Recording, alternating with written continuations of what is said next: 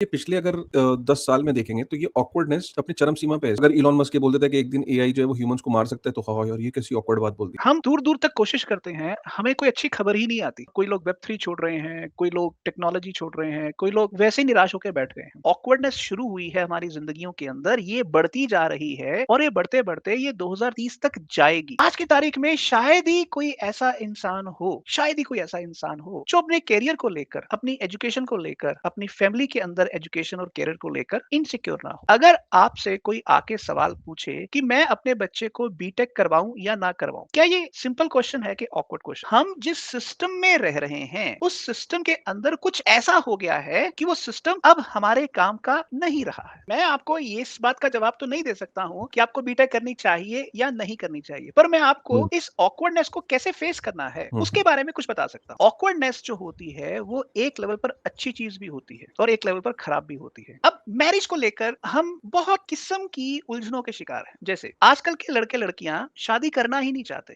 Population जब decline आता है तो इकोनॉमिक डिक्लाइन आता है। हुँ। क्या आज ये सवाल इंपॉर्टेंट नहीं है कि लोग बेरोजगार क्यों हैं? क्या काशिफ हर शहर के अंदर 10 नेटवर्क स्कूल नहीं होने चाहिए? ये किस किताब में लिखा हुआ है कि मनी का मतलब सिर्फ एक किस्म की मनी ही होता है? बहुत से लोगों को पता ही नहीं है कि कंप्यूटिंग जो है वो शेयर्ड कंप्यूटिंग का ज़माना होगा और उसमें सब अपने-अपने रिसोर्सेज़ को शेयर करके भी अर्न कर सकते हैं। ह्यूमन कोलैबोरेशन क्रिप्टो का सबसे कोर मैसेज है और ये तब होता है जब आप अपनी ऑकवर्डनेस अपने दोस्तों के सामने, जनता के सामने, जहां आपको लगता है कि मैं बात कह सकता हूं, आप रखते हैं। मोर और लेस जो आज आप प्रॉब्लम्स देखते हो, ये सारी प्रॉब्लम्स जो unlimited amount of money printing that has happened in the world, उसकी वजह से ये प्रॉब्लम्स एक मास लेवल पे माइग्रेशन होने वाली है क्योंकि शहर रहने लायक नहीं बचेंगे। इसलिए नहीं बचेंगे कि 2-3 वजह है। नंबर 1 एआई है, जॉब लॉसेस होने वाले हैं। वर्क फ्रॉम होम का ऑप्शन दिया जाएगा, वो वहाँ बड़े शहर में अफोर्ड नहीं कर पाएगा। चाहे वहाँ पे पॉल्यूशन, मेडिकल, रेंट, तरह-तरह की चीज़ें, ट्रैफिक जैम्स आप सुनते रहते हो ना, ट्रैफिक, ट्रैफिक, ट्रैफिक। तो ये इन वजहों से आप वापस अपने हो गए। ऑकवर्डनेस जो है अपने अलग-अलग लेवल्स पर जिंदगियों के अंदर फैल चुकी हुई है और लोग इसका ओपनली तो नहीं बट सटल लेवल पर सॉल्यूशंस ढूंढ रहे हैं। This video is powered by CoinDCX, Indian crypto industry की सबसे बड़ी, सबसे रेप्यूटेबल और एफआईयू रजिस्टर्ड क्रिप्टो एक्सचेंज है। CoinDCX का यूज आप वेबसाइट और मोबाइल ऐप दोनों पे कर सकते हो। ऐप ओपन करते ही ये इसका साइन अप और लॉगिन पेज है जहां से आप इजीली अकाउंट क्रिएट करके स्टार्ट कर सकते हो। लॉगिन के बाद ये इसका डैशबोर्ड है जहां आप टॉप गेनर्स, लूजर्स और डिफरेंट प्रोडक्ट्स एक जगह पर देखने मिलते हैं। यह है मार्केट सेक्शन जहां आप बिटकॉइन जैसे एसेट का चार्ट देख सकते हो और डायरेक्टली बाय या सेल भी कर सकते हो। अगर आप बीटीसी यूएसडीटी पेयर भी ट्रेड करना चाहते हो तो यहाँ लिमिट और मार्केट ऑर्डर दोनों ऑप्शंस अवेलेबल है। लॉन्ग टर्म के लिए ये एसआईपी फीचर काफी यूजफुल है जहां आप बिटकॉइन में रेगुलर इन्वेस्ट करके स्लोली वेल्थ बिल्ड कर सकते हो। ये पोर्टफोलियो सेक्शन है जहां आप अपने सारे होल्डिंग्स और परफॉर्मेंस इजीली ट्रैक कर सकते हो और यहां से आप अपना क्रिप्टो टैक्स रिपोर्ट भी जनरेट कर सकते हो जो काफी हेल्पफुल है, जिसे मैं भी यूज करता हूं। अगर आप अपने एसेट से अर्न करना चाहते हो तो कॉइन डीसीएक्स पे अर्निंग ऑप्शंस भी अवेलेबल है। इसके अंदर एक बिल्ट इन वेब3 वॉलेट भी है जिसे आप डायरेक्टली वेब3 एप्स एक्सप्लोर कर सकते हो। और सबसे बड़ी बात, ट्रस्ट के लिए इनका क्रिप्टो इन्वेस्टर प्रोटेक्शन फंड और प्रूफ ऑफ रिजर्व्स भी अवेलेबल है। अगर आप क्रिप्टो में नए हो तो कॉइन डीसीएक्स ट्राई कर सकते हो, लिंक डिस्क्रिप्शन में, और अपनी जर्नी शुरू कर सकते हो। हेलो एंड वेलकम टू बिटेनिंग। साथ में मिलकर शुरू करते हैं ज़िंदगी की दूसरी इनिंग। आज का जो वीडियो है वो इस बात पे है कि जो ऑकवर्ड मोमेंट्स देख रहे हो आप दिन प्रतिदिन, जो आपने नहीं सोचा था और वो हो रहा है। ऑकवर्डनेस होती क्या है? ऑकवर्डनेस होती कि you feel you don't know how to react to that situation, मतलब you feel awkward about it, right? और आपने वो सोचा नहीं होता, तो इसलिए आप प्रिपेयर नहीं होते हो। तो जैसे कोविड आया, हाँ, ये क्या हुआ? आपने गल्फ कंट्रीज़ को लड़ते हुए देखा, हाँ, ये क्या हुआ? ठीक है?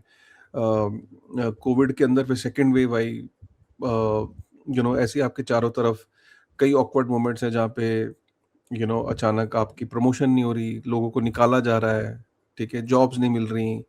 AI AI is a very awkward moment, और ये क्या है? हाँ, सारा काम तो वो कर रहा है। ये जो ऑकवर्डनेस है ये बढ़ती चली जा रही है। इनफैक्ट ये पिछले अगर 10 साल में देखेंगे तो ये ऑकवर्डनेस अपनी चरम सीमा पे है इस टाइम, और आगे पता नहीं और कितने ऑकवर्ड मोमेंट आने वाले हैं। मतलब अगर इलॉन मस्क ये बोल देता है कि एक दिन एआई जो है वो ह्यूमंस को मार सकता है तो हाँ यार ये कैसी ऑकवर्ड बात बोल दी। अब लोगों को वो ऑकवर्ड लगता है। अब इलॉन मस्क अगर ये बोल रहा है कि आगे लोगों को काम ही नहीं करना पड़ेगा, हाँ, ये कितनी ऑकवर्ड बात बोल दी। हम कुछ चीज़ों को तो ये कह के इग्नोर कर देते हैं कि ये पागल है। सपोज करो अभी सुनील सर आज बहुत बारी आपको ऐसे लगेंगे कि यार ये ना थोड़ा दिमाग से थोड़ा इनको चेकअप कराना चाहिए। हो सकता है आज आपको इस वीडियो के बीच में ये लगेगा कि यार ये क्या ही बोल रहे हो, अजीबो गरीब दोनों पागल टाइप बोल रहे हैं, ये सुनील सर को क्या हो गया, बड़ी रिस्पेक्ट करते थे एंड इनको थोड़ा he should go for a checkup may be, और मे बी एंग्जाइटी इश्यूज हो गए हैं सर को, इस तरह की हो सकता है। बट ये इन बातों को ये सोच के कि डिस्कस ना करना इज रॉन्ग, और सोल्यूशन तो किसी के पास भी नहीं होता है। एटलीस्ट अपने कॉन्शियसनेस में आप लेके आइए कि ये जो पिछले जो ये जो कुछ साल बीते हैं और आने वाला जो कुछ समय है, ये काफी ऑकवर्ड होने वाला है। अगर एक बार हमें ये पता लग गया कि awkwardness is the new norm, awkwardness is the new norm, then it will be easier for you to prepare for each awkwardness that has happened or about to happen. So ignorance is not the solution. Not to talk about that awkwardness is not a solution. To discuss and to embrace it in your consciousness that okay, awkwardness is the new norm, and these awkward moments are going to come at a very fast pace, and they're going to be very harsh, will probably make you more prepared. Welcome Sunil sir. So मैंने topic का एक थोड़ा सा background दिया, आप कुछ add करना चाहते हैं, then let's start. Thank you Kashif बेड ट्रेनिंग पर मुझे बुलाने के लिए। और जैसे तुमने विषय ऑलरेडी इंट्रोड्यूस कर दिया है। आज का विषय है पीक ऑकवर्डनेस डेकेड 2020 टू 2030। इस विषय से अ, मेरा एक खास किस्म का रिश्ता है और पिछले काफी लंबे समय से मैं हम इंसानों की और खासकर हम जो क्रिप्टो में बैठे हुए लोग हैं खासकर उनकी सीरीज ऑफ फेलियर्स देख रहा हूँ। Series of failures. हम दूर दूर तक कोशिश करते हैं, हमें कोई अच्छी खबर ही नहीं आती, हमें कोई ऐसी चीज नहीं मिलती हम खुद पर फक्र कर सके। और आसपास इतना कुछ हो रहा है कि बहुत लोग ऐसे हैं जो क्रिप्टो को लेकर या इन जनरल अपनी जिंदगी से हार मान बैठे हैं। और कोई लोग वेब थ्री छोड़ रहे हैं, कोई लोग टेक्नोलॉजी छोड़ रहे हैं, कोई लोग वैसे ही निराश होकर बैठ गए हैं। और मैं इन चीज़ों को बहुत गहरे में देख रहा हूँ और मैं इंडिया के बाहर भी जाके देखा है और मोर और लेस ये पूरा का पूरा मामला अब इंडिया या अमेरिका या इंडिया या एशिया या ऐसा नहीं, अब पूरी दुनिया में मोर और लेस हम एक यूनिवर्सल किस्म की फीलिंग से गुजर रहे हैं। और इस यूनिवर्सल फीलिंग को थोड़ा सा एक्सप्लेन करने के लिए मैं आपको 2020 में ले जाता हूँ, जब पहली बार कोविड आया। और कोविड एक ऐसा इवेंट था कि हम सपने में भी नहीं सोच सकते कि दुनिया शट डाउन हो जाएगी और लोगों को घरों से काम करना पड़ेगा। और तब आपने कुछ ऐसे वीडियोस देखे होंगे जहां लोग काम कर रहे हैं और एक रील आई जिसमें बॉस कच्छे में बैठा हुआ है। अब सवाल ये है कि ये बात बड़ी नॉर्मल है, हर इंसान का एक पहनावा है। बट अगर ऑफिशियल मीटिंग के अंदर 20 लोगों के साथ मीटिंग के अंदर अगर बॉस का कच्छा नजर आ गया तो सडनली हर बंदा ऑकवर्ड फील करेगा। Am right? पर सवाल ये है कि क्या हम सबका पहरावा ऐसा नहीं है? गहरे में तो हम सब एक जैसे ही हैं, पर सडनली हम उस मोमेंट के अंदर जब आए तो ऑकवर्डनेस अपने पीक पर पहुंच गई। अब 2020 से लेकर 2021-22, 2021 में फिर कोविड आया, सेकेंड वेव आ गई। और उस वेव के साथ इतनी बड़ी तबाही आई, इतनी बड़ी। क्या आपको याद है कि लगभग 12 से 14 मिलियन लोग कोविड में मरे थे? 12 से 14 मिलियन का मतलब है 1 करोड़ 20 लाख से 1 करोड़ 40 लाख लोग अननेचुरल डेथ। हिंदुस्तान के अंदर 40 से 45 लाख लोग मरे थे। शायद ही कोई ऐसा घर था जो कोविड के कारण हुई मौत से अछूता था। सवाल ये है कि ये जो ऑकवर्डनेस हमारी जिंदगी में आती है और हम उसके लिए तैयार नहीं होते, तो क्या ये तैयार ना होना, क्या इसके बारे में हम सोचते हैं? मैं आपको आज ये कहने जा रहा हूं कि ये कोविड एक इकलौता एक्सेप्शन नहीं है। 2020 से जो ऑकवर्डनेस शुरू हुई है हमारी जिंदगियों के अंदर, ये बढ़ती जा रही है और ये बढ़ते बढ़ते ये 2030 तक जाएगी। वो इसलिए क्योंकि जिस दुनिया में हम रह रहे हैं, जिस दुनिया के रूल्स एंड रेगुलेशंस को हम फॉलो कर रहे हैं, वो सारे के सारे रूल्स एंड रेगुलेशंस तबाह हो रहे हैं, टूट रहे हैं और एक पुराना सिस्टम आपके सामने धराशायी हो रहा है और एक नया सिस्टम बन रहा है। और पुराना सिस्टम धराशायी हो रहा है, हम उसके बारे में खुल के डिस्कस नहीं करते, और जो नया सिस्टम हमारे सामने बन रहा है, हम उसके बारे में ठीक से आइडेंटिफिकेशन नहीं करते हैं। मैं आज इन दोनों स्थितियों के बीच में हमारी जो ऑकवर्डनेस है, उसकी अनेकों उदाहरणें आपके सामने डिस्कस करने जा रहा हूं। एम आई राइट? और मेरा फोकस तीन चीजों पर रहेगा: मनी, मैरिज और एजुकेशन। और मैं बार बार आपको कहूंगा कि ये तीन चीजें असल में अलग नहीं है। ये तीन चीजें बेसिकली एक ही फ्रेम के अंदर हैं: मनी, मैरिज और एजुकेशन। अब मैं एजुकेशन से शुरू करता हूं। जैसे आज की तारीख में शायद ही कोई ऐसा इंसान हो, शायद ही कोई ऐसा इंसान हो जो अपने करियर को लेकर, अपनी एजुकेशन को लेकर, अपनी फैमिली के अंदर एजुकेशन और करियर को लेकर इनसिक्योर ना हो। अब मैं आपसे एक सवाल पूछता हूं। अगर आपसे कोई आके सवाल पूछे कि मैं अपने बच्चे को बीटेक करवाऊं या ना करवाऊं, क्या ये सिंपल क्वेश्चन है कि ऑकवर्ड क्वेश्चन है, काशिफ? सर घर में तो बच्चे हमारे भी हैं तो ऑकवर्ड ऑकवर्ड हो जाता है क्योंकि आपको पता है कि मैं जो सजेस्ट कर रहा हूँ प्रॉब्ली वो मुझे भी पता है कि this might not be the necessity in future. तो मैं इसको आज क्यों रिकमेंड करूँ वो, और मैं सपोज उसकी बिल्कुल जब ऑपोजिट कुछ चीज रिकमेंड करता हूँ तो वो इतनी ज्यादा वियर्ड हो जाती है सामने वाले के लिए वो, कि वो कहता है कि ये कैसा जो वो कर रहे हैं। जैसे मैं कहता हूँ ये रेलेवेंट ही नहीं है, तुम ये करो कुछ इस ये, तो कहते हैं यार ये कौन सा तो बेसिकली जब रेडिकल अप्रोच के लिए लोग रेडी ही नहीं है। यस। अब इसको मैं थोड़ा सा और एक्सप्लेन करता हूं। अगर किसी ने आपसे पूछा कि बीटेक मैं करूं या ना करूं, या बीटेक अपने बच्चे को कराऊं या ना कराऊं, तो आपके दिमाग में इमीडिएटली आता है कि अगर मैंने इसको ये कहा कि आप बीटेक मत करो, तो कहीं ये बुरा ना मान जाए। और अगर आप ये कहेंगे कि बीटेक बिल्कुल ना करो, ओके, तो आपके पास क्या नया सॉल्यूशन है?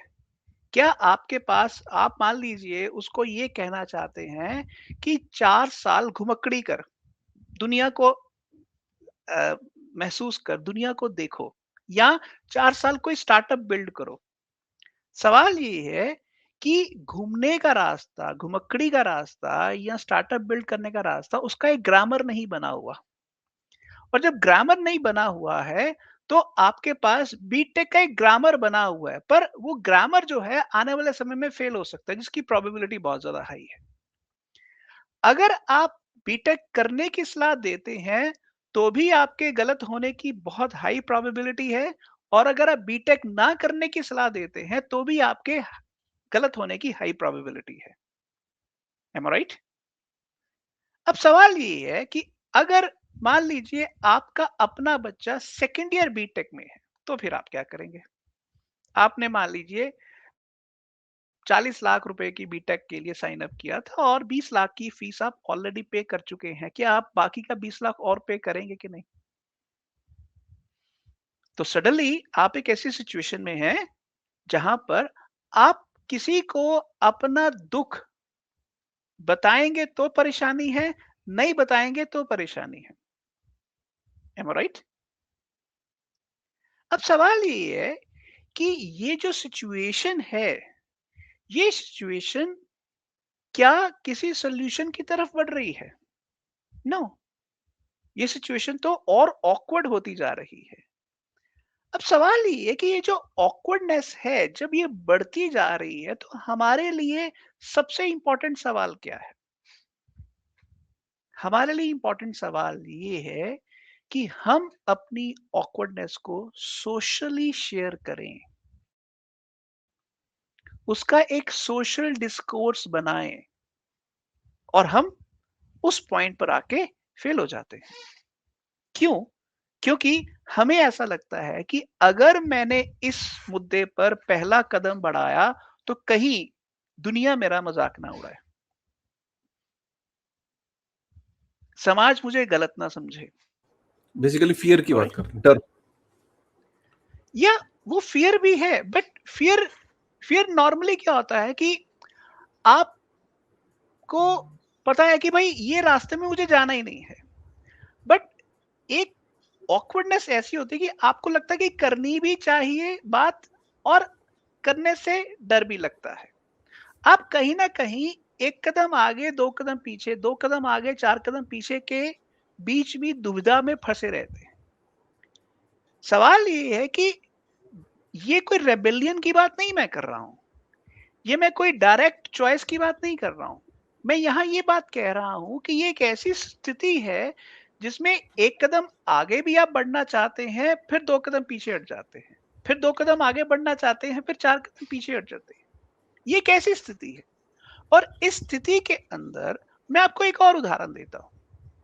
अब मान लीजिए आपने अपने बच्चे को स्कूल में भेजा, उसकी +1 की एडमिशन आप करवाने गए, और आपने जब एडमिशन करवाई, तो एडमिशन के दौरान स्कूल वाले 3 लाख रुपया फीस मांग रहे हैं। अब 3 लाख रुपया फीस आप दे रहे हैं, आपने नॉन मेडिकल एक ग्रुप चूज कर लिया। अब आप जो वो 3 लाख रुपया फीस मांग रहा है स्कूल, और आप वो फीस दे रहे हैं, तो आप बहुत गहरे में ऑकवर्ड फील कर रहे हैं कि क्या ये 3 लाख रुपया जो फीस मैं दे रहा हूं, ये फीस एक सही एक्शन है? क्या इसका कोई सीधा आंसर आपके पास है? अगर बीटेक की सलाह देना ऑकवर्ड है, बीटेक सेकंड ईयर के अंदर बीटेक थर्ड ईयर की फीस देना ऑकवर्ड है, +1 की फीस देना ऑकवर्ड है, तो इसका मतलब है कि अगर सिर्फ एजुकेशन कैरियर का सवाल ही है, चाहे मेरा है या मेरे बच्चे का है या किसी और का है, इन सभी में ऑकवर्डनेस भरी हुई है, तो इसका मतलब ये है कि कसूर हमारे पाथ डिपेंडेंसी, हमारे एजुकेशन सिस्टम का है। इसका मतलब ये है कि हम जिस सिस्टम में रह रहे हैं, उस सिस्टम के अंदर कुछ ऐसा हो गया है कि वो सिस्टम अब हमारे काम का नहीं रहा है। बट अगर वो काम का नहीं रहा है, तो उसका अल्टरनेटिव क्या है? जब ये स्थिति हमारे सामने आती है, तो हमारे लिए ये इंपॉर्टेंट बनता है कि ये ऑकवर्डनेस क्या मेरी जिंदगी की ऑकवर्डनेस है या सबकी ऑकवर्डनेस है? जब तक उस ऑकवर्डनेस को हम पब्लिकली डिस्कस करके उसको छिन्न भिन्न नहीं करेंगे, उसको तोड़ेंगे मड़ोड़ेंगे नहीं, उसको अपना और बाकियों का साझा फीलिंग नहीं बनाएंगे, उसको ब्लॉकचेन जैसा साझा बही खाता नहीं बनाएंगे, तो उसका सोल्यूशन नहीं है। So what I'm trying to say here is कि पीक ऑकवर्डनेस बहुत तेजी से बढ़ रही है, और वो ऑकवर्डनेस जो है, वो ऑकवर्डनेस को रजिस्टर करना अपनी जिंदगी में आज एक बहुत बड़ा काम है। हम्म। कुछ एग्जांपल्स और जैसे ऑकवर्डनेस की अगर आप डिस्कस कर सकें कि हाँ, इसी पर्टिकुलर एजुकेशन से रिलेटेड, या if you can give certain analogies, तो लोगों को थोड़ा ज्यादा समझ में आएगा कि let's discuss about a particular awkwardness and what could be the solution to it. देखिए, मैं अभी सॉल्यूशन की तरफ नहीं जाना चाहता हूँ। मैं ओके। अभी स्टैंस की तरफ जाना चाहता हूँ। एक होता है सॉल्यूशन, एक होता है स्टैंस। सॉल्यूशन में क्या होता है कि आप फँस जाते हैं। हम्म। स्टैंस में आपके पास राह होती है। जैसे मैं आपको एक सिंपल सी बात पूछता हूँ। आप बीटेक करें या ना करें, ये बात की बात है। पर लोन पर आपको बीटेक करनी चाहिए कि नहीं? एजुकेशन लोन लेके। क्योंकि बीटेक तो फिर 4 साल बाद खत्म हो जाएगी। लोन 15 साल चलेगा, बीटेक के 15 साल बाद। 2 चीज़ों ओके, में सो बहुत गहरा फ़र्क है। Let me give you a perspective to it. मेरे घर की कहानी है, सो रियल स्टोरी है। So my brother decided to go to UK, और उसने लोन लिया, एजुकेशन लोन। और कुछ उसको स्कॉलरशिप मिली और वो लोन लेके गया यूके। जब वो यूके गया, अ, उसी टाइम वो कोविड हिट कर गया। ठीक है। और तो काफ़ी स्ट्रगल में पहले तो मैं एमबीए हुआ, तो जो चीज़ें करी उसने जैसे भी करके, फिर मार्केट्स में कोविड के इम्पैक्ट आने लग गए, क्योंकि इम्पैक्ट कोविड के बाद आना ज़्यादा शुरू हुए। तो उसमें जॉब्स का इशू आया, ये आया वो आया। अल्टीमेटली आज की डेट में he is doing a job not in UK, he had to come to emerging economies. UK में कुछ दाल ही नहीं निकल रही थी, तो यूके से निकलना पड़ा, इमर्जिंग इकोनॉमी में आना पड़ा, एशिया के अंदर। और एशिया के अंदर आने के बाद अ, उसको करे हुए, एमबीए को करे हुए आज उसको 6 साल हो जाएंगे, लेकिन उसका लोन अभी भी चल रहा है। और वो वहाँ से पैसे भेजता है। और वो यस, आज की डेट में मैं उससे पूछता हूँ कि तेरा एक्सपीरियंस कहता है, कहता है यार बस लाइफ में एक चीज़ अपने घर में ना, खानदान में बच्चों को समझानी है कि एक तो बड़े भाई की बात माननी है, क्योंकि मैं आई वाज अगेंस्ट इट। कि मैंने कहा भाई कोई इसका, क्योंकि मुझे उस टाइम सिचुएशन थोड़ी, हम लोग सर कहीं ना कहीं ना रहते हैं ना, आपके आपके साथ संपर्क में रहते हैं, तो हमें पॉलिटिक्स, जियो पॉलिटिक्स का अंदाजा होता है, क्योंकि उस टाइम चीज़ें थोड़ी बिल्टअप होना शुरू हो गई थी। तो एक तो कहता बड़े भाई की बात माननी चाहिए, बड़े बुजुर्गों को सुनना चाहिए, और दूसरा चीज़ ये कि भाई लोन लेके कभी कुछ भी काम मत करो, चाहे वो एजुकेशन लोन हो चाहे कुछ हो। यस। तो मैं आपको ये इस बात का जवाब तो नहीं दे सकता हूँ कि आपको बीटेक करनी चाहिए या नहीं करनी चाहिए। पर मैं आपको हम्म। इस ऑकवर्डनेस को कैसे फेस करना है, उसके हम्म। बारे में कुछ बता सकता हूँ। तो पहला तो ये हो गया कि अगर आपको एजुकेशन लोन लेके बीटेक करनी है, तो प्लीज ना करिए, क्योंकि बीटेक तो 4 साल बाद खत्म हो जाएगी, एजुकेशन लोन उसके बाद 15 साल और चलेगा। तो चल पहली रहा है। बात तो आप ये अपने दिमाग में रखिए। दूसरी बात, जरूरी नहीं होता कि बीटेक आप 4 साल में करना चाहते हो तो आप 4 साल लगाओ बीटेक करने में। मैं आपको एक उदाहरण देता हूँ, एक स्टार्टअप फाउंडर की, जो पॉपुलर नहीं है बट मेरा बहुत अच्छा दोस्त है, वैभव सैनी। वैभव सैनी आईआईटी दिल्ली में पढ़ता था, पर उसने सेकेंड ईयर में आईआईटी दिल्ली से ड्रॉप आउट कर लिया। और उसने बहुत सारे स्टार्टअप्स बनाए, उसमें एक और स्टार्टअप बनाया जिसको एनएफटी मार्केट प्लेस था, जो जेम डॉट एक्सचेंज नाम से एक प्रोडक्ट था। उसको ओपन सी ने $50 मिलियन में खरीद लिया। और उसके बाद उसने जो नेक्स्ट स्टार्टअप्स बनाए वो स्टार्टअप्स नहीं चले। बट उसने उस दौरान वापस, वो बीटेक 2 साल के गैप के बाद वो वापस बीटेक करने आईआईटी दिल्ली गया। Okay. But the point here is, जहां मैं ये कहना चाहता हूं कि अगर आज आपको लगता है कि बीटेक से 6 महीने या साल के लिए आपको ड्रॉप आउट लेना है या ब्रेक लेना है क्योंकि आप कंफ्यूज हैं, तो उस ब्रेक लेने के फैसले को आप सही फैसले की तरह लीजिए। ऑकवर्ड जरूर है, मैं बीटेक छोड़ने के लिए नहीं कह रहा हूं, मैं आपको सिर्फ इतनी कह रहा हूं कि आपको अगर 4 की बजाय 5 साल में बीटेक करना है, तो उस फैसला को अपनी जिंदगी का हिस्सा बनाइए। एम आई राइट? उसी तरह से अगर आप अपने बच्चे को बीटेक करवाना चाहते हैं, उसके पहले नॉन मेडिकल करवाना चाहते हैं, तो अगर अपने बच्चे को 1 साल के लिए आप +1 ना करवाइए, उसको अलग-अलग चीज़ें होम स्कूलिंग जैसा एनवायरनमेंट दीजिए, उसको बेकिंग करवाइए, कुकिंग करवाइए, टेनिस करवाइए, क्रिकेट करवाइए, उसको क्लाइंबिंग करवाइए, उसको घुमक्कड़ी करवाइए। अगर आपको लगता है कि 1 साल का ड्रॉप आउट लेना is far better, then definitely go for it. क्योंकि ऑकवर्डनेस जो होती है, वो एक लेवल पर अच्छी चीज़ भी होती है और एक लेवल पर खराब भी होती है। खराब वो तब होती है जब वो आपके सामने होती है और आप उसका कोई कैटेगोरिकल अरेंजमेंट नहीं करते, उसके साथ फेस टू फेस एंगेज नहीं होते।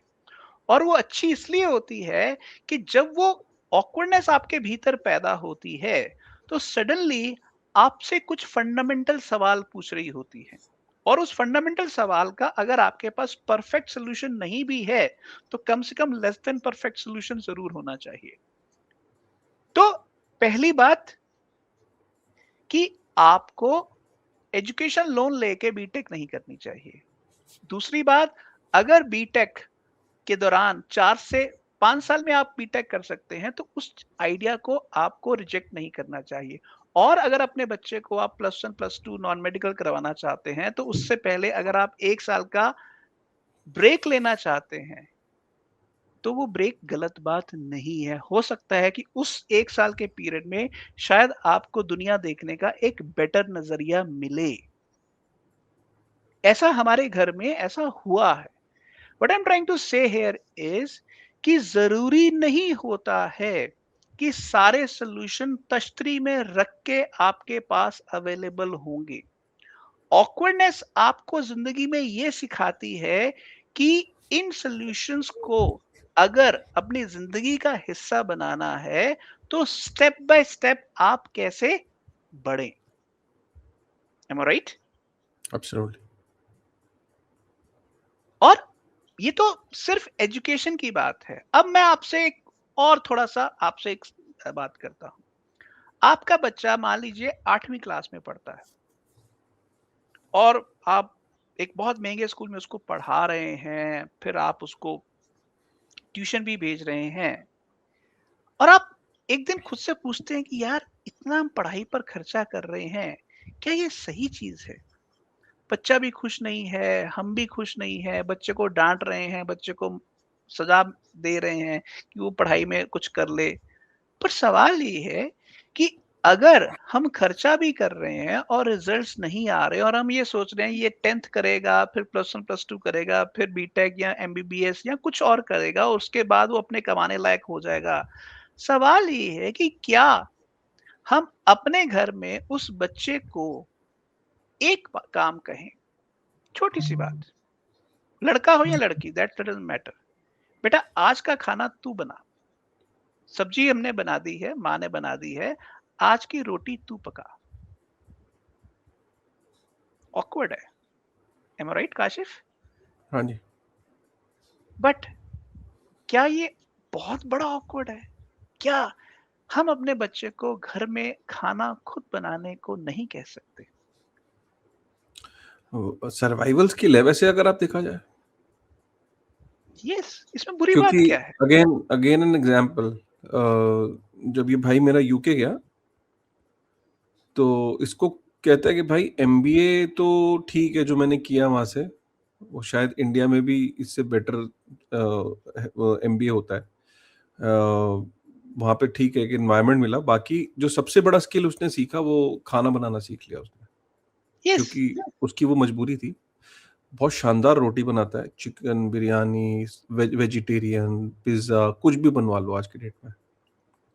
पर काशिफ, ये सवाल आज से 6-8 साल पहले जब वो एमबीए के बारे में सोच रहा था, हाँ तो सर्वाइवल स्किल्स के बारे में तो हमने कभी बात ही नहीं की। हाँ, तो वो ये तो कह रहा था कि आज अगर उसकी जॉब खुदा ना खास्ता, कहता मुझे मतलब मुझे इतना कॉन्फिडेंस आ गया कि मैं किसी रेस्टोरेंट में शेफ तो लग सकता हूँ। हम्म, हाँ, बिल्कुल। तो सवाल ये है कि ऑकवर्डनेस के अंदर सबसे इंपॉर्टेंट सवाल क्या है?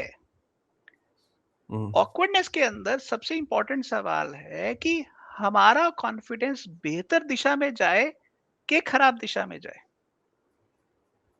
ओके, अब मैं इसको एजुकेशन के अलावा मैं आपको एक दूसरी दिशा में लेके आता हूँ, और वो है मैरिज। अब मैरिज को लेकर हम बहुत किस्म की उलझनों के शिकार हैं। जैसे आजकल के लड़के लड़कियां शादी करना ही नहीं चाहते। ओके, मैं उसको उदाहरण के तौर पर आपको कुछ देशों की उदाहरण आपके सामने रखता हूँ। अगर आज आप साउथ कोरिया या जापान जैसे देश को रखें, तो आप पाएंगे कि ये जापान और साउथ कोरिया एशिया के सबसे डेवलप्ड कंट्री हैं। सबसे ज्यादा डेवलप्ड कंट्री, जहां का पर कैपिटा इनकम यूरोप और अमेरिका के बराबर है, या कुछ मामलों में उनसे बेहतर भी है। बट उसके बावजूद भी ये ऐसे मुल्क हैं जिन मुल्कों के अंदर पॉपुलेशन एक्चुअली डिक्लाइन कर रहा है, बढ़ नहीं रहा। और उसके डिक्लाइन करने का सबसे बड़ा कारण है कि वहां के जो यंग कपल्स हैं, वो या तो शादी ही नहीं कर रहे, अगर वो शादी कर रहे हैं तो बच्चे नहीं कर रहे। एक कपल का जो टोटल फर्टिलिटी रेट होता है, वो होता है कि एक कपल अगर 2.1 का टोटल फर्टिलिटी रेट रखे, तो उस समाज की जो पॉपुलेशन होती है उसमें बर्थ रेट और डेथ रेट बराबर रहता है, यानी कि पॉपुलेशन स्टेबल रहेगा। पर अगर उनका कपल का टोटल फर्टिलिटी रेट 2.1 से कम होना शुरू हो जाए, तो over a period of time वो समाज के अंदर पॉपुलेशन डिक्लाइन होना शुरू हो जाएगा। विच बेसिकली मीन्स कि 2 से 3 जनरेशन, 4 जनरेशन तक वो समाज खत्म हो जाएगा, खत्म हो जाएगा। आपकी जानकारी के लिए बताऊं कि साउथ कोरिया का टोटल फर्टिलिटी रेट 0.7% है। 0.7%। और बुसान, जो उनका एक बहुत फेमस सिटी है जहां एक समय एशियन गेम्स भी हुई थी, उस शहर की पॉपुलेशन डिक्लाइन कर रही है। और उस शहर में ऐसे बहुत सारे इलाके हैं जहां पर मकान मालिक फ्री घर रहने को देने को तैयार है। फ्री घर। और लोग रहने को तैयार नहीं, क्योंकि जनता ही नहीं है। जापान के अंदर 90 लाख घर खाली पड़े हुए हैं, क्योंकि वहां रहने के लिए घर ही नहीं है। यानी कि घरों की सप्लाई ज्यादा है और रहने वाले लोग नहीं हैं। पीछे मैं मलेशिया में था, और वहां पर मुझे एक इंसान मिला जिसका नाम जेन था। वो साउथ कोरिया और जापान के अंदर उन घरों के अंदर नेटवर्क स्टेट का एक्सपेरिमेंट कर रहा है, जो घर खाली पड़े हुए हैं। म्युनिसिपल कॉरपोरेशन के साथ मिलके उन घरों के अंदर फॉरेनर्स को बसाया जाए, और उन घरों को आबाद किया जाए, चाहे वो गांव के अंदर या कस्बे के अंदर या शहर के अंदर, ताकि वो घर बसे और सोसाइटी के लिए हैजर्ड ना बने।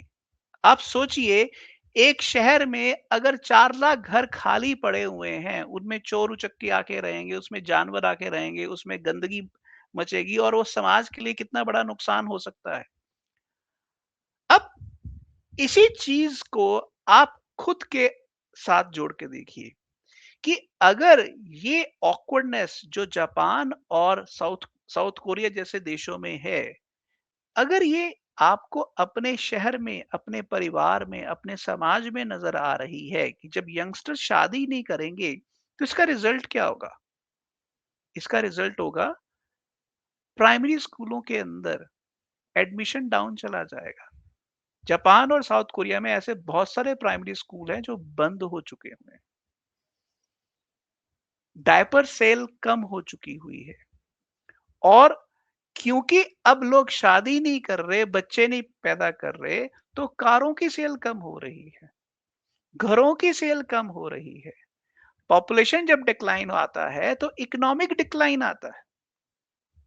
अब आप इस चीज को अपनी जिंदगी में हिंदुस्तान के अंदर पूछिए कि अगर एक बच्चा शादी, एक लड़का या लड़की शादी का सवाल जब आता है, तो क्या हम खुद से पूछते हैं कि वो शादी क्यों करे?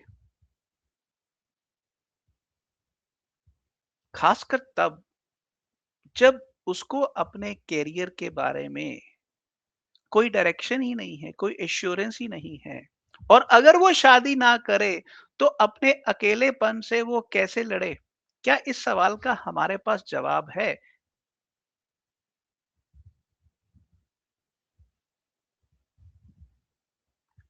काशिफ, ये हमारे समाज का बहुत बड़ा सवाल है और इसको लेकर हमारे पास क्या कोई जवाब है?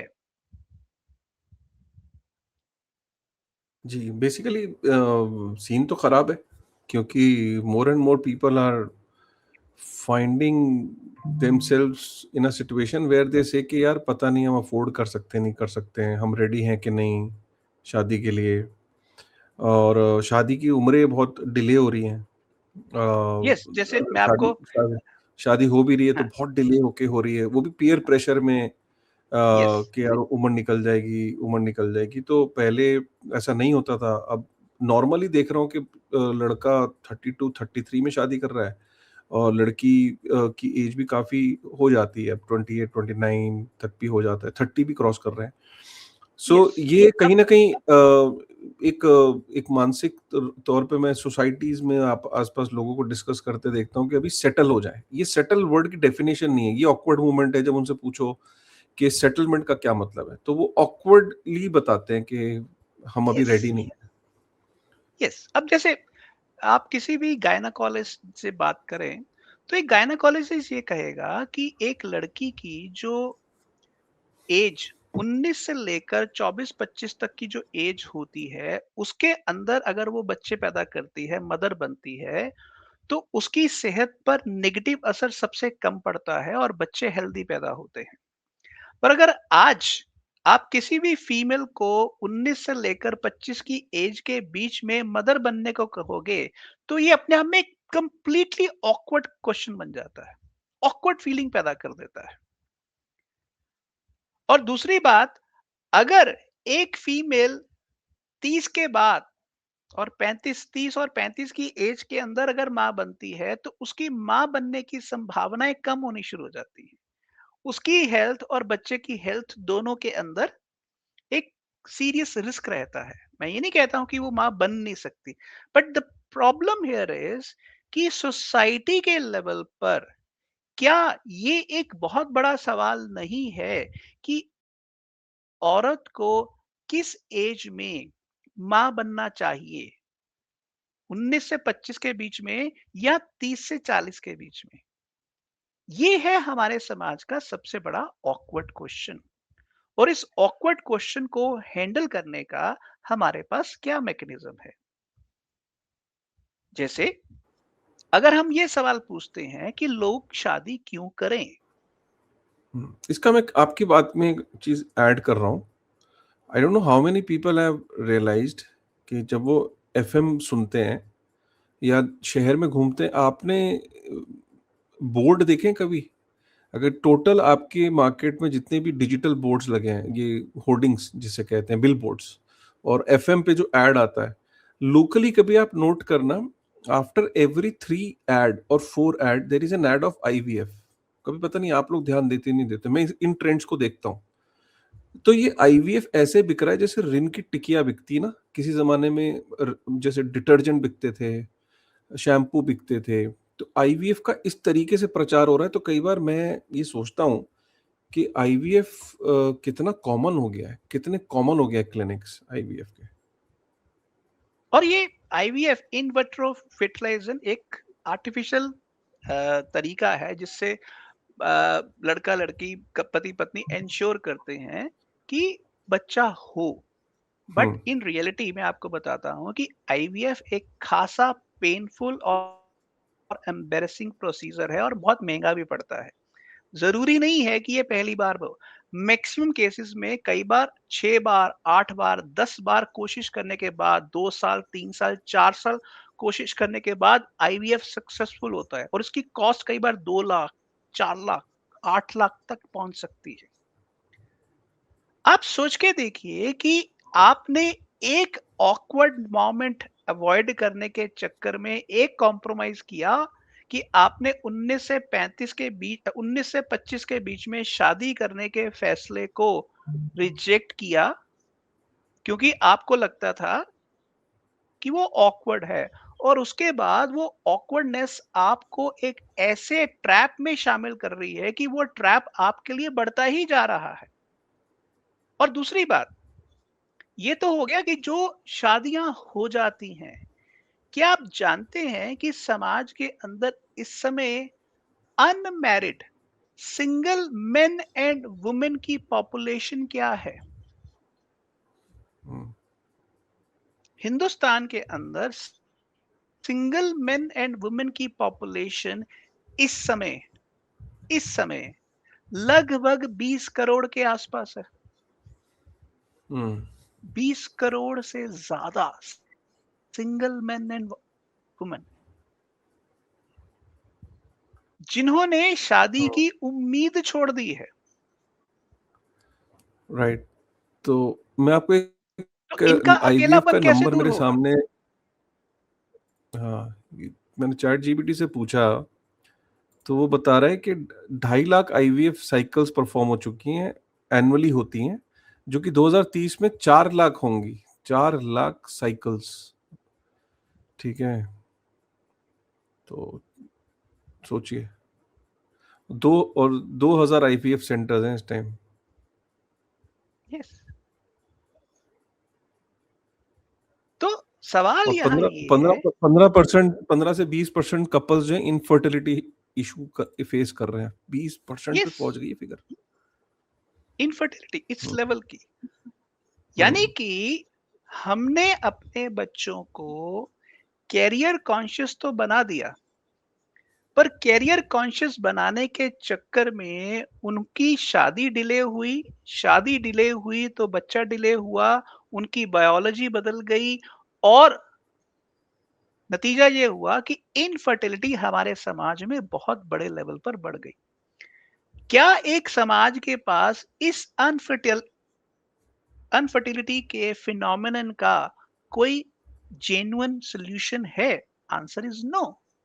इसका मतलब क्या है कि जब हम अपने समाज के अंदर इस पीक ऑकवर्डनेस को एड्रेस नहीं करते, एंगेज नहीं करते, तो उसका नतीजा क्या होता है? उसका नतीजा ये होता है कि उस समाज के अंदर प्रॉब्लम्स कंबल के नीचे इकट्ठी होनी शुरू हो जाती हैं, और वो हम्म, प्रॉब्लम्स बढ़ती बढ़ती बहुत बड़े लेवल पर अपना विकराल रूप अख्तियार कर लेती हैं।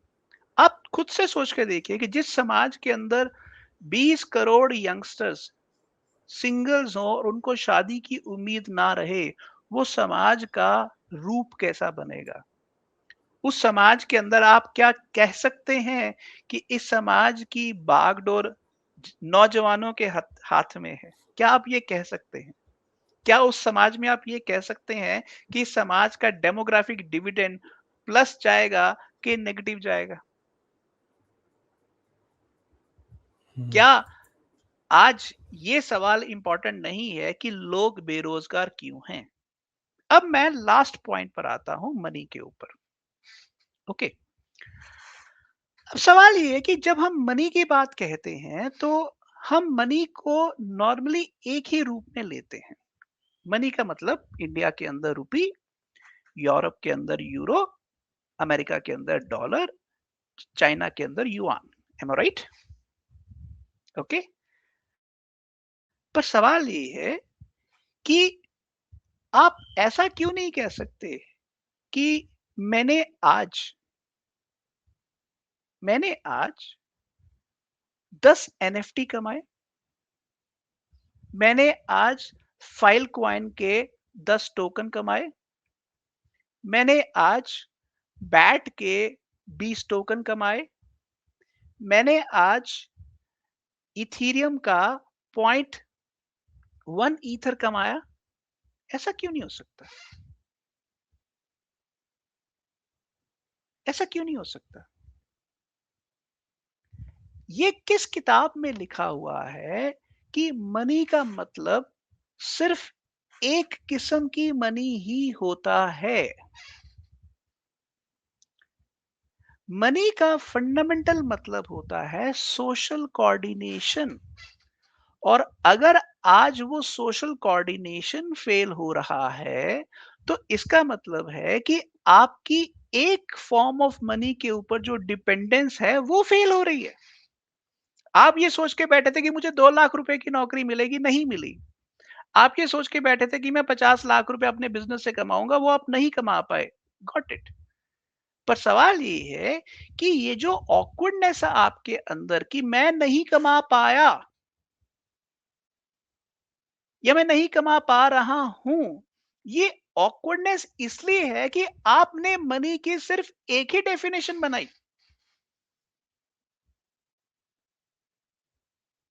जब आप मनी की एक ही डेफिनेशन बनाएँगे, मैन वुमन टुगेदरनेस की एक ही डेफिनेशन बनाएँगे, एजुकेशन की एक ही डेफिनेशन बनाएँगे, तो फिर आप ऑकवर्डनेस के शिकार होंगे ही होंगे। और ये सवाल आज दुनिया भर के अंदर हम लोगों की जिंदगियों का एक सेंट्रल पीस बन गया है कि मनी, मैरिज और एजुकेशन की जो हमने एक डेफिनेशन बनाई थी, वो पिछले कई सालों से और खासकर 2020 के बाद तो वो बुरी तरह से टूट रही है। और हमारे पास अभी उसकी नई डेफिनेशन नहीं बनी है। तो नई डेफिनेशन बनी नहीं है, पुरानी डेफिनेशन टूट रही है, तो हम बीच में लटक गए हैं, त्रिशंकु की तरह। बट मैं आप सबको ये बात कहने की कोशिश कर रहा हूं कि कोई एक नहीं लटका, सब लटके हुए हैं। कोई एक ऑकवर्ड फील नहीं कर रहा है, सब ऑकवर्ड फील कर रहे हैं। तो जब सब ऑकवर्ड फील कर रहे हैं, तो बेहतर है अपनी ऑकवर्डनेस शेयर करो। मैं ये नहीं कह रहा हूं कि आपके पास इसका परफेक्ट सोल्यूशन होगा, बट हो सकता है कि आपके पास थोड़ा सा उम्मीद भर सोल्यूशन हो। जैसे अगर आपको कोई ये कहता है कि मेरे पास, मैं एक कॉलेज चलाता था या मैं एक स्कूल चलाता था और वहां स्कूल के अंदर मेरे पास 80 कंप्यूटर थे, और 80 कंप्यूटर्स में से कंप्यूटर्स दिन में सिर्फ 6 घंटे या 8 घंटे इस्तेमाल होते थे, बाकी इस्तेमाल नहीं होते थे। और एक इंसान बाकी के 16-18 घंटे उन कंप्यूटर्स का इस्तेमाल करके एक डिसेंट्रलाइज स्टोरेज सिस्टम बना देता है। और उस डिसेंट्रलाइज स्टोरेज सिस्टम को 40 कंप्यूटर्स को वो बिट टेंसर के लिए इस्तेमाल करता है, और 40 कंप्यूटर्स को वो फाइल क्वाइन के स्टोरेज के लिए इस्तेमाल करता है। क्या क्या क्रिप्टो के अंदर बिट टेंसर और फाइल क्वाइन हमारी ऑकवर्डनेस को सॉल्व करने का एक बहुत ही खूबसूरत तरीका नहीं है? काशिफ, आप इसका जवाब दीजिए। नहीं, बिल्कुल है सर, बिल्कुल है। अगर हम जो रिसोर्सेज हैं, अगर हम उनको एक ही पर्सपेक्टिव से अगर हम देखेंगे, क्योंकि जो रूल्स हैं अगर उनको नहीं ब्रेक करेंगे तो ऑब्वियसली बिट टेंसर वाले जैसे हैं, जो एग्जांपल आपने दिया, बहुत से लोगों को पता ही नहीं है कि कंप्यूटिंग जो है वो शेयर्ड कंप्यूटिंग का ज़माना होगा और उसमें सब अपने-अपने रिसोर्सेज को शेयर करके भी अर्न कर सकते हैं। यस। तो बिट टेंसर क्लासिक एग्जांपल है इस चीज़ का, आप जस्ट थोड़ी जिसको देर हम के लिए सोच के जिसको हम देखिए। किसी दिन डिटेल में समझ सकते हैं इस मॉडल को। Exactly exactly. आप थोड़ी देर के लिए पीछे चले जाइए। आप 15 साल 16 साल पीछे चले जाइए। बिटकॉइन क्या था? बिटकॉइन के फाउंडर ने ये कहा कि मेरे दोस्तों, इकट्ठे बैठकर अपने लैपटॉप्स के ऊपर बिटकॉइन माइन करो, बस। और हर 10 मिनट बाद किसी ना किसी का एल्गोरिथम जो है, प्रूफ ऑफ वर्क का जो एल्गोरिथम है, वो एल्गोरिथम डिसाइड करेगा कि हर 10 मिनट बाद कोई ना कोई लकी बंदा पैदा होएगा और उसको ब्लॉक रिवॉर्ड मिल जाएगा, जो उस समय 50 बिटकॉइन का था। बिटकॉइन का बेसिक लेसन क्या है? मिल बांट के सोल्यूशन ढूंढ, कोशिश करोगे तो मिल ही जाएगा। आज मैं जो बात कह रहा हूं पीक ऑकवर्डनेस की, ये बेसिकली क्या मैं कह रहा हूं? मैं आपको कह रहा हूं कि जब आप अपनी ऑकवर्डनेस शेयर करेंगे और पाएंगे कि बाकी लोग भी ऑकवर्ड फील कर रहे हैं, तो मिल बांट के कुछ ना कुछ रास्ता, आपस में बातचीत करके कोई ना कोई रास्ता निकल आएगा। अगर 15 साल पहले बिटकॉइन सोल्यूशन था, आज हो सकता है फाइलकॉइन सॉल्यूशन बन जाए, बिटटेंसर सॉल्यूशन बन जाए या कुछ और सॉल्यूशन बन जाए।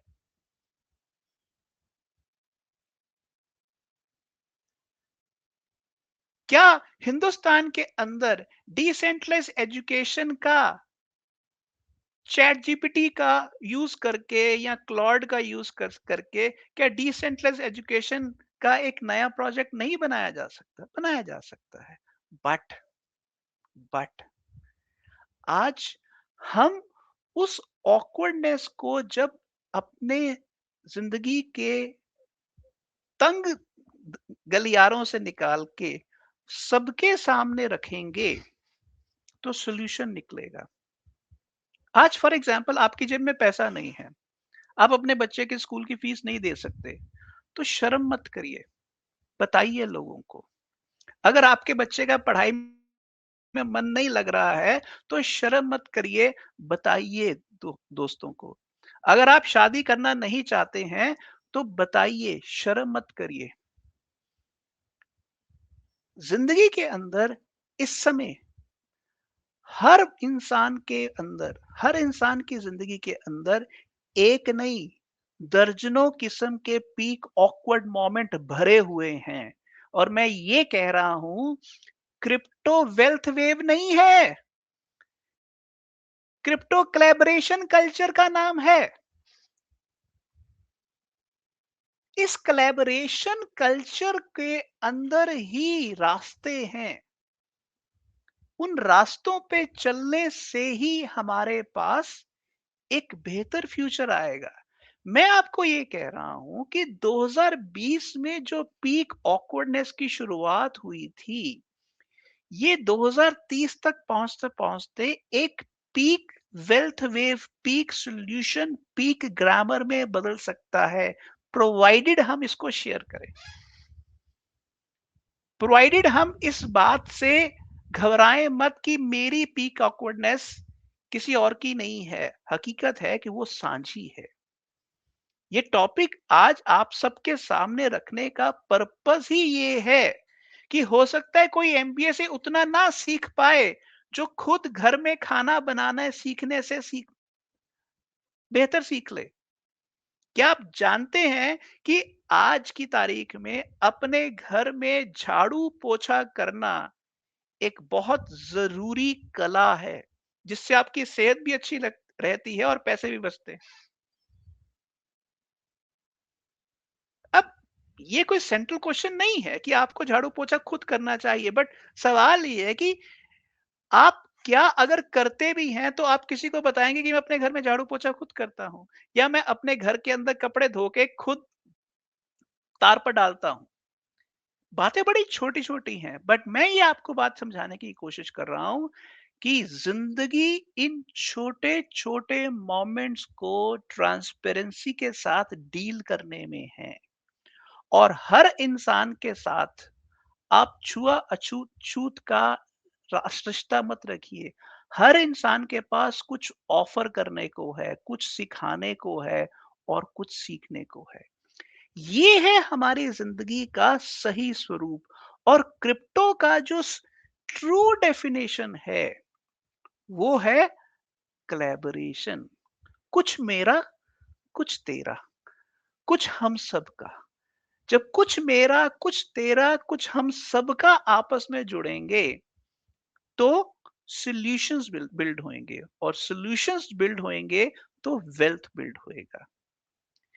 ये है हमारी जिंदगी के अंदर क्रिप्टो का एक कल्चरल आर्टिफैक्ट बनने का सही रास्ता। जो चीज बिटकॉइन ने सबसे पहले पेश की थी, आप याद करिए वो मोमेंट जब इंटरनेट रिले चैनल के अंदर मई 2010 में लोग बिटकॉइन माइनिंग किया करते थे, और बिटकॉइन के बारे में जब शौक था लोगों को, जस्ट माइनिंग किया करते थे।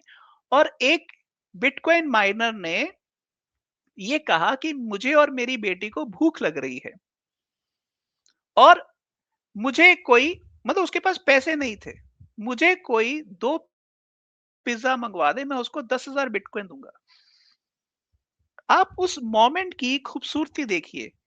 उस इंसान ने रिले चैनल में अब ये कहा कि मुझे और मेरी बेटी को भूख लग रही है, कोई हमारा खाना स्पॉन्सर कर दे।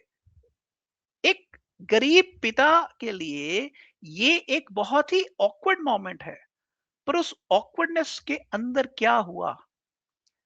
10,000 बिटकॉइन के बदले में 2 पिज़्ज़ा उसने हासिल किए और जिसको 10,000 बिटकॉइन मिले, बिटकॉइन का पहला करेंसी के रूप में यूज़ केस डिस्कवर हुआ और उसके बाद वो यात्रा जो बढ़ी, आज जिसने 10,000 बिटकॉइन के 2 पिज़्ज़ा दिए होंगे, उस बंदे से पूछ के देखिए, वो बिटकॉइन आज 10,000 बिटकॉइन की वैल्यू क्या है? मैं ये कह रहा हूं, ह्यूमन कोलैबोरेशन क्रिप्टो का सबसे कोर मैसेज है और ये तब होता है जब आप अपनी ऑकवर्डनेस अपने दोस्तों के सामने, जनता के सामने, जहां आपको लगता है कि मैं बात कह सकता हूं, आप रखते हैं। जी। मेरा ये बिल्कुल आपने आपके जो थॉट्स हैं, मुझे ऐसा लगता है कि एक्चुअली जो मनी की प्रॉब्लम्स हैं, उन्होंने हमारी सोसाइटी में 90% प्रॉब्लम्स तो जो मनी की वजह से प्रिवेल करती है। सोचिए कि ये खैर बहुत डीपर टॉपिक्स हैं, इनके ऊपर मतलब 2-2 3 घंटे भी हम बोल सकते हैं, बट मोर और लेस जो आज आप प्रॉब्लम्स देखते हो, ये सारी प्रॉब्लम्स जो unlimited amount of money printing that has happened in the world, उसकी वजह से ये प्रॉब्लम्स होती हैं। बिकॉज़ जब आप अर्न करते हो और जितनी देर में आप सोचते हो कि मैं अपना ड्रीम अगले साल अचीव कर लूँगा, जैसे आज आपने कुछ सेविंग करी घर के लिए, आप एक घर लेना चाहते हो पर्टिकुलर, ऐसा नहीं कि आप पैसे बना नहीं लेते। प्रॉब्लम क्या होती है कि जैसे आप 3 साल में जब आप सेविंग को एक्यूमुलेट कर लेते हो और जब आप तीसरे साल में वो घर लेने जाते हो, तो बेचने वाला कहता है कि भाई साहब, ये ना अब इतने गुना हो गया है। तो आप कहते हो यार, क्या हुआ? ना यहाँ तो मेट्रो आई, ना यहाँ पे कुछ स्कूल खुला। ये जैसा जंगल था, जो सड़क थी, जो सूरज निकलता था, जो नदी बहती थी, जो चिड़िया यहाँ उड़ती थी, जो कबूतर 3 साल पहले, क्या हो गया इस सोसाइटी में? ऐसा क्या हो गया है? यहाँ कोई अमिताभ बच्चन रहने लग गया, ऐश्वर्या राय आ गई यहाँ रहने, क्या हुआ क्या? वो कहते हैं कुछ नहीं भाई, बस रेट बढ़ गया। वो कुछ नहीं है, रेट बढ़ने का मतलब क्या है कि जब मनी प्रिंटिंग होती है, तो मनी प्रिंटिंग की वजह से मनी डिबेस करती है। मनी डिबेस करने के बाद जो कॉमन व्यक्ति कहता है यार, मेरे को बैंक अकाउंट में, सेविंग अकाउंट में 4% 5% का रेट ऑफ इंटरेस्ट मिल रहा है। मार्केट में जो मिडिल क्लास लेवल पे जो महंगाई की दर है, बेयर मिनिमम 10% है। ठीक है? तो वो कहता है कि भाई मैं अपने पैसे को सेविंग अकाउंट में पार्क करता हूँ जो लेटेस्ट है। वो कहता है वो कौन सा है? वो कहता है रियल एस्टेट। तो रियल एस्टेट में एक आदमी के 6 फ्लैट क्यों होते हैं? क्या वो 6 घरों में रहता है? वो एक घर में रहता है। बाकी के घरों को वो बैंक अकाउंट की तरह यूज कर रहा है। आप क्यों नहीं समझ पा रहे कि उसको 6 घर की होड़ नहीं है? वो इसलिए पैसे को पार्क कर रहा है क्योंकि उसे पैसे को मेंटेन करना है, भी अपने पैसे की वैल्यू ना खोए। और ये अमीर आदमी जो होते हैं, इनको ही एक्सेस होता है। अमीर आदमी कौन होता है? अमीर आदमी वो होता है, आज की डेट में अमीर कौन है, ये इसकी भी डेफिनेशन बता दो। अमीर आदमी वो है जिसके पास सैलरी स्लिप है, कि वो बैंक में जाता है, अपनी क्रेडिट हिस्ट्री बताता है कि भाई ये मेरा पैन नंबर है, ये मेरी सैलरी स्लिप है, मुझे लोन दे दो, उसको मिल जाता है। एक गरीब आदमी जो सपना संजो रहा होता है, जो गांव के अंदर है, वो कहता है मेरे को फ्लैट लेना है शहर में, वो ले नहीं पाता। सो बेसिकली क्या है कि जो लड़के हैं इंजीनियरिंग करके माँ बाप का लोन लेके अभी आए थे मार्केट में, पैकेज कम लगा, पैकेज कम लगा, इतनी देर में कहते हैं कि यार, एक तो लोन उतारना है, दूसरा यार मेरे को घर भी लेना है, फिर शादी भी करनी है, फिर मेरे को अफोर्ड भी करना है। वो इस पैसे के ट्रैप में इतना बुरा फंस जाता है, मनी की जी जो कमा रहा है, कि वो उस ट्रैप में से निकल ही नहीं पाता। मेरा ये प्रेडिक्शन है, आई डोंट नो मैं कितना, क्योंकि जितने भी मैंने एक्सपर्ट्स को मैं सुनता हूँ, आपको सुनता हूँ, मैं दिन का, आप लोगों को बताऊं तो मैं दिन का 1 घंटे का बेयर मिनिमम एक पॉडकास्ट सुनता हूँ। और क्योंकि मेरे को 1 घंटा वॉक करनी होती है, तो मेरा ये आदत है, क्योंकि आपको नॉलेज कहाँ से आएगी जब आप लोगों को सुनोगे, जैसे सर ने बोला, लोगों के विचारों को सुनोगे, सबको सुनने के बाद एक निष्कर्ष पे पहुंचाऊं, और ये उसका निचोड़ है जो मेरे घर में मैं बात करता हूँ। मैं सबको ही, अपने भाई बहन कजन, सबके साथ ओपनली डिस्कशन करता हूँ कि देखो, एक टाइम ऐसा आने ही वाला है, और मैं गलत भी हो सकता हूँ। हो सकता है मेरे दुनिया से जाने के बाद आए, पहले आ जाए, कल आ जाए, यू नेवर नो। बट ये पक्का है कि एक वक्त ऐसा आने वाला है जिसमें जो बड़े देश में रह रहा है, मतलब वो वापस आएगा। जो गुड़गांव में रह रहा है, जो दिल्ली में रह रहा है, वो कहेगा भाई मेरे को वापस कैपिटल में जाना है, स्टेट कैपिटल में। कोई इंदौर जाएगा, कोई कोई लखनऊ जाएगा, कोई चंडीगढ़ जाएगा, कोई अमृतसर जाएगा, कोई जयपुर जाएगा। जो जयपुर में रह रहा है वो डिस्ट्रिक्ट हेडक्वार्टर में जाएगा, जो डिस्ट्रिक्ट हेडक्वार्टर में है वो गांव को आएगा।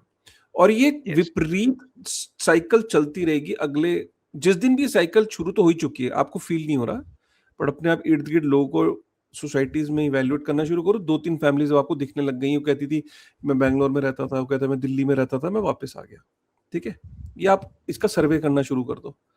ये एक मास लेवल पे माइग्रेशन होने वाली, क्योंकि शहर रहने लायक नहीं बचेंगे। इसलिए नहीं बचेंगे कि 2-3 वजह है। नंबर 1 एआई है, जॉब लॉसेस होने वाले हैं, वर्क फ्रॉम होम का ऑप्शन दिया जाएगा, वो वहाँ बड़े शहर में अफोर्ड नहीं कर पाएगा, चाहे वहाँ पे पोल्यूशन, मेडिकल, रेंट, तरह तरह की चीजें, ट्रैफिक जैम्स आप सुनते रहते हो ना, ट्रैफिक ट्रैफिक ट्रैफिक। तो ये इन वजहों से आप वापस अपने हो गए। जॉब जब आपके पास होगी नहीं और आपकी इनकम्स काफी ड्रॉप होंगी, परिवार में एक आदमी 6-6 लोगों को मैनेज कर रहा होगा, वो हारेगा, थकेगा। अल्टीमेटली आपस में 2-4 लोग बैठेंगे, वो कहेंगे क्या सोल्यूशन है भाई। वो कहेगा यार सोल्यूशन ये है कि गांव के अंदर एक छोटी जमीन ले लेते हैं, छोटा सा जमीन का टुकड़ा जिसमें थोड़े से में घर बना लेते हैं, एक हौज बना लेते हैं, हौज का मतलब जिसमें से पानी निकलता है, मतलब अंडर वाटर, एक हैंडपंप लगा लेते हैं, और कुछ ऐसा कर लेते हैं कि भाई बेयर मिनिमम खाना पीना हो जाए, पैदावार हो जाए। और एक मवेशी, जिसमें बकरी भी हो सकती है, मुर्गी भी हो सकती है, उसमें आपका भैंस भी हो सकती है। ये कुछ बेयर मिनिमम चीजें। और इसमें होगा क्या कि गांव में रहना कहना आसान होता है, एक आदमी नहीं रह सकता। मतलब जैसे आप बोलोगे कि कपल जो है जाके गांव में बस गया, ऐसा कभी भी नहीं होगा, नहीं होगा, नहीं होगा, नहीं होगा। हमेशा ऐसा होने वाला है कि कपल दूसरे कपल को ढूंढेगा अपने ही परिवार में। वो कहेगा यार कोई और है, पहले तो अपने ही भाई को कन्विंस करेगा, कोई अपनी बहन को कन्विंस करेगा, कोई अपनी कजन को कन्विंस करेगा कि, और वो इकट्ठे होने की कोशिश करेंगे कि मेरी जैसी प्रॉब्लम कितने लोगों की है। वो 4-5 फैमिलीज इकट्ठी होंगी और वो एक टोटलिटेरियन में इन्वेस्टमेंट्स करेंगी, और वो छोटी सी बीघे की जमीन लेके वहां वो रहना शुरू करेंगे। जैसे परिवार में पहले एक माहौल होता था, बच्चे कुनबे में पलते थे। कुनबा हम कहते थे, खानदान। ये खानदान वर्ड, कुनबा वर्ड, कबीला वर्ड, ये भाई वर्ड आपको आउटडेटेड लगते होंगे, लेकिन यही वो सिस्टम था जिससे ह्यूमैनिटी आज तक यहां तक पहुंची है। कुनबा, Yes. कबीला, ट्राइब, आपने सुने होंगे ये वर्ड। वापस से उस ट्राइब, कुनबे, खानदान का सीजन आने वाला है, सीजन समझ लो। और वो सीजन आप सीजन में रहोगे। शुरू में आपको दिक्कतें आएंगी, ये बिग बॉस की तरह लड़ाइयां भी होंगी, झगड़े भी होंगे, फसाद भी होंगे, लेकिन आपका लार्जर ऑब्जेक्टिव सर्वाइवल होगा। और इवेंचुअली आप ये फील कर रहे होगे कि यार बच्चे ना अब मोबाइल पे नहीं है, आपस में खेल रहे हैं, कंचे खेल रहे हैं, बच्चे वो पतंग उड़ा रहे हैं, बच्चे गन्ने के खेत में एक्सप्लोर कर रहे हैं, बच्चे हौज में नहा रहे हैं, बच्चा वहां घूम रहा है। तो आप देखोगे अचानक बच्चा मोबाइल स्क्रीन से हट गया, इंटरनेट का कंजम्पशन ड्रॉप हो गया, स्वस्थ खा पी रहे हो तो अस्पताल नहीं जा रहे, फ्रेश हवा ले रहे हो। अचानक आपको रियलाइज होने लगेगा कि हर बंदा ये जिंदगी जीना चाहेगा। तब जमीन मिलेगी नहीं, ना आपको गांव में महंगी जमीन मिलेगी, आपको सब जगह जमीनें महंगी हो जाएंगी। तो मैं इस तरीके से देख रहा हूं कि दुनिया इस तरीके से प्रोग्रेस करने वाली है, डायरेक्शन होने वाली है। अब कुछ लोग मुझे कहते हैं ये क्या awkward बातें कर रहे हो यार, क्या है, ऐसा होता है क्या? बट ऐसा हो रहा है।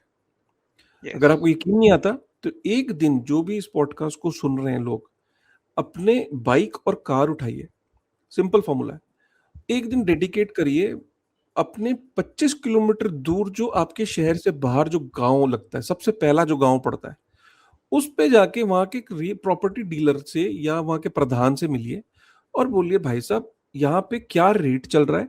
और आज से सिर्फ 2 साल पहले, मतलब 2020 की बात की फिगर पकड़ लीजिए कि यार 2021 में या 20 में क्या रेट था, 19 में क्या रेट था और आज क्या रेट है, आपको मेरा आंसर मिल जाएगा। यस। और ये इसीलिए हो रहा है क्योंकि ऑकवर्डनेस जो है अपने अलग-अलग लेवल्स पर ज़िंदगियों के अंदर फैल चुकी हुई है और लोग इसका ओपनली तो नहीं बट सटल लेवल पर सॉल्यूशंस ढूँढ रहे हैं। बट मैं ये कह रहा हूँ कि जब तक वो सॉल्यूशंस बड़े लेवल पर नहीं आएँगे, तब तक बात नहीं बनेगी। इसलिए इस ऑकवर्डनेस को पब्लिकली चाहे वो मनी से जुड़ी है, चाहे मैरिज से जुड़ी है या एजुकेशन से जुड़ी हुई है, इन तीनों लेवल्स पर जो भी ऑकवर्डनेस हैं, उनको शेयर करिए। शेयर करने से आपको सॉल्यूशंस मिलेंगे। Thank you. Absolutely. And with this thought, I think thank you very much, sir. Hello. Okay. And आज का पॉडकास्ट कैसा लगा गाइस, एक बारी कमेंट करके ज़रूर बताइएगा। और कोई नया टॉपिक जो आपके दिमाग में हो जो हमें डिस्कस करना चाहिए, जैसे आज का टॉपिक काफ़ी डिफरेंट था, कुछ लोगों को समझ में शायद नहीं भी आया हो, बट एक बारी कमेंट करके ज़रूर बताइएगा। With this thought, thank you very much.